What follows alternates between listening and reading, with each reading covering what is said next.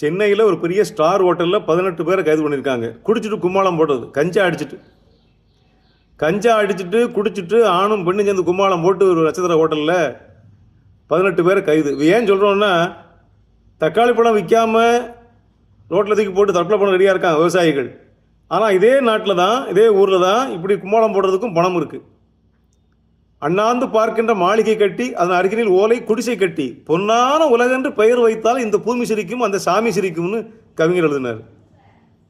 முரண்பாடுகள், ஏழைகளும் பணக்காரனும் வாழ்கிற நாடு இருக்கட்டும்.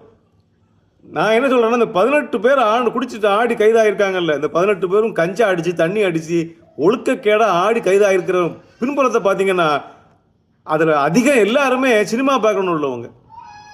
நாம் ரொம்ப கவனமாக இருக்க வேண்டிய சினிமாக்காரங்க மேலே தான். திரும்ப திரும்ப அதை தான் சொல்கிறோம். ஒரு பிரபலமான இசையமைப்பாளருடைய மகள்னு போடுறான், யாருன்னு போட மாட்டேங்கான். அந்த கூட்டத்தில் ஆடின பொம்பளை பிள்ளை பிரபலமான இசையமைப்பாளரின் மகள். அப்போ இசையமைப்பாளர் எத்தனை கோடி சம்பாத்தியம் பண்ணுறான்னு தெரியாது, அதை எப்படி செலவழிக்கணும்னு தெரியாது இவங்களுக்கு. வீட்டில் பணம் குவிச்சு வைக்கிறான் அப்பன். அதை கொண்டு இப்படி ஸ்டார் ஹோட்டலில் ஒரு நாளைக்கு பல கோடி செலவழித்து ஆட்டம் போட்டு ஒழுக்கத்தையும் கெடுத்து, உடம்பையும் கெடுத்து, நாட்டையும் கெடுத்து, கலாச்சாரத்தையும் கெடுத்து, பண்பாட்டையும் கெடுத்து.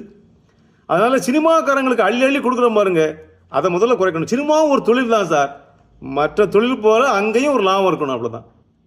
அவங்களுக்கும் அந்த சம்பளம் இருக்கணும், லாபம் இருக்கணும். சினிமாவில் நம்ம காட்டுற மோகத்தை குறைச்சிக்கிட்டாலே சம்பளம் குறையும். அளவுக்கு மீறின வருமானம் என்ன செய்யும்? கண்ணை மறைக்கும்ல. ஆக 18 பேர் கைதுலையும் பேக்ரவுண்டு சினிமா பேக்ரவுண்டு தான் இருக்குது.